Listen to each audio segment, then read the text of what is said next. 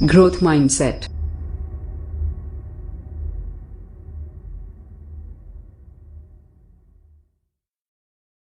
வணக்கம், நான் உங்கள் சிவகுமார். சுமார் 256 வயது வரை வாழ்ந்த சீன மனிதர். அவர் இறக்கும் முன் கூறிய ரகசியம் என்ன?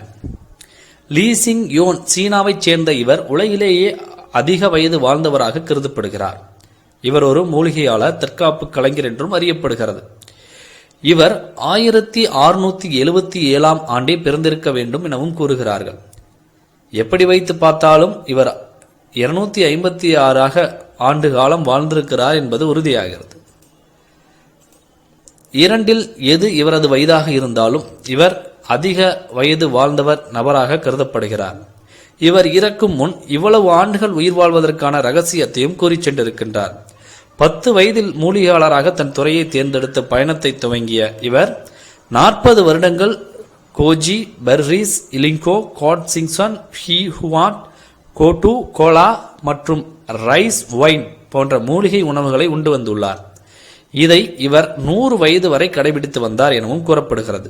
மேலும் 1949 ஆண்டு இவரது 71வது வயதில் இவர் சீன இராணுவத்தில் தற்காப்புகளை பயிற்றுவிக்கும் நபராக சேர்ந்துள்ளார்.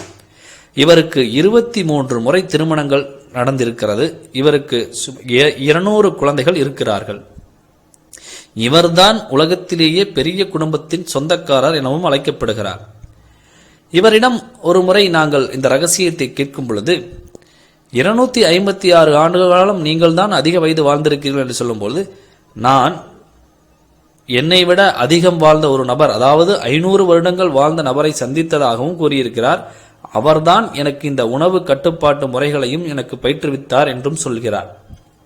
அந்த நபர்தான் இங்கு கியோகாங் என்னும் விசேஷ தற்காப்பு பயிற்சியும் மற்றும் சிறப்பு மூலிகை உணவு பழக்கத்தையும் கற்பித்தார் எனவும், அதன் மூலமாகத்தான் நானும் இவ்வளவு நீண்ட காலம் வாழ்ந்து கொண்டிருக்கிறேன் என்றும் கூறியிருக்கிறார்.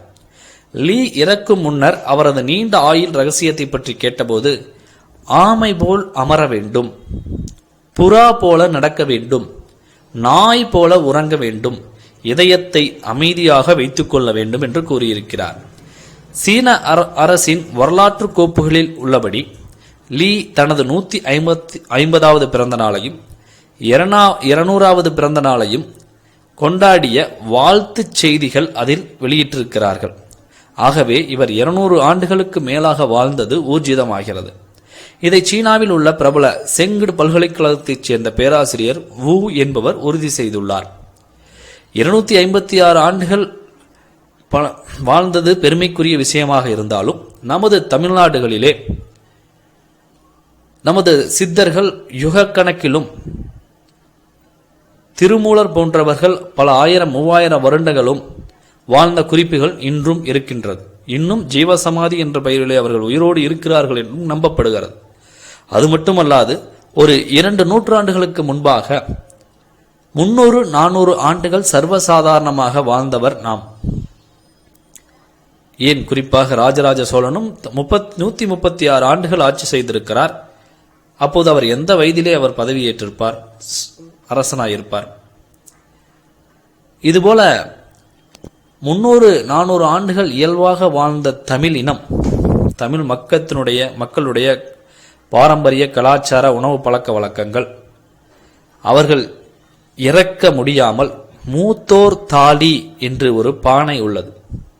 கேரளாவிலும் பொள்ளாச்சி போன்ற இடங்களிலும் கூட அந்த மூத்தோர் தாலியை நீங்கள் கேள்விப்பட்டிருப்பீர்கள். அது நம்மளுடைய இனத்திலே இருந்திருக்கிறது.